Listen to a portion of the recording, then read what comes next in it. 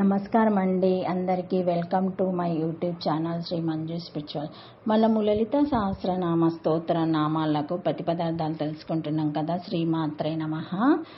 296 నామము అనాది నిదాన. ప్రతిపదార్థం పద విభజన. ప్రతిపదార్థం నా ఆది నిదాన, జనన మరణములు లేనిది, ఆది అంతములు లేనిది. అధిర్జన్మ నిదానం వినాశః తద్వయం యస్య నా విద్యతే స అనాది నిదానః. ఆది అంటే జననమని, నిదానం అంటే అంతం లేక మరణమని అర్థం చేసుకోవాలి. జీవులకుండే ఈ రెండు లక్షణాలు జీవేశ్వరి అయిన అమ్మవారికి ఉండవు. అందుకే ఆమె అనాది నిదాన. అనాది అంటే 80 సంఖ్య. ఇవి అమృత విఘాతాలు, మరణ సాధనాలు. అటువంటి మరణ సాధనాలు లేనటువంటిది ఈ మరణ సాధనాలు 2 రకాలు. ఒకటి పాశము, 2 వధ. వీటిలో పాశములు 52 రకాలు, వధ 28 రకాలు, మొత్తం 80. ఈ మృత్యు సాధనల నుండి భక్తులను కాపాడే పరమేశ్వరి అనాది నిదాన అనబడుతుంది. దేవి భాగవతంలో తారకాసుల సంహారం కోసం దేవతలు పరమేశ్వరిని ప్రార్థిస్తారు. అప్పుడు ఆమె వారికి దర్శనమిస్తుంది. నైవాచోద్యం నా తీర్యకచ్చాన మధ్యే పరిజగ్రాభాత్ అద్యంతరాహితం తత్తు నాహంత ద్వంగ సంయుతం. పైన క్రింద నడుమ అడ్డము అనే తేడాలు లేవు. దానికి అద్యంతలు లేవు, కాళ్ళు చేతులు లేవు. ఇది అమ్మవారి స్వరూపం.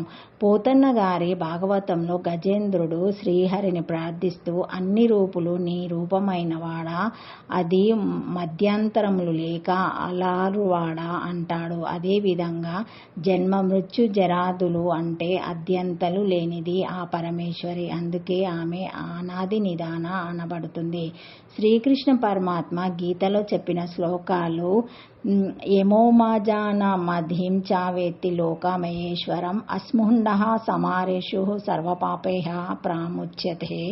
నన్ను జన్మలేని వానినిగాను, ఆదిలేని వానినిగాను, సర్వలోకమహేశ్వరుడిగాను ఎవరు ఎరుగుదురో వారు అజ్ఞానాన్ని వదిలి సర్వపాపాల నుండి విముక్తులవుతారు. పరం బ్రహ్మ పరంధామ పవిత్రం పరమం భవాన్ పురుషం శాశ్వతం దివ్యమాదేవమాజం విభోం. శ్రీకృష్ణ పరమాత్మను పరబ్రహ్మ పరంధామ పవిత్రుడు, పురాణ పురుషుడు, శాశ్వతుడు, దివ్యమూర్తి అని దేవతలు ఋషులు స్తుతించారు.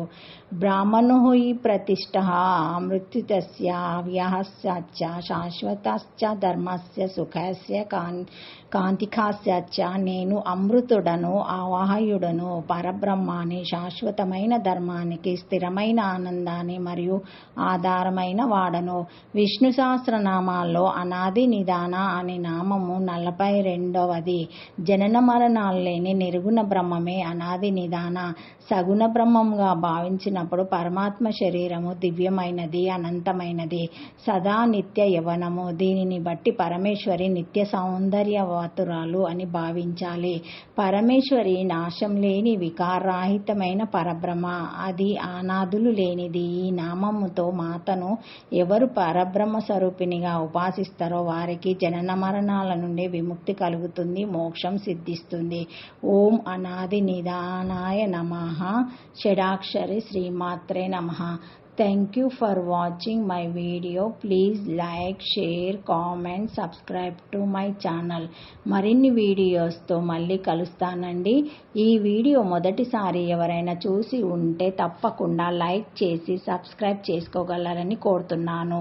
బెల్ అనే ఐకాన్ బటన్ ప్రెస్ చేసి సబ్స్క్రైబ్ చేసుకోగలరు.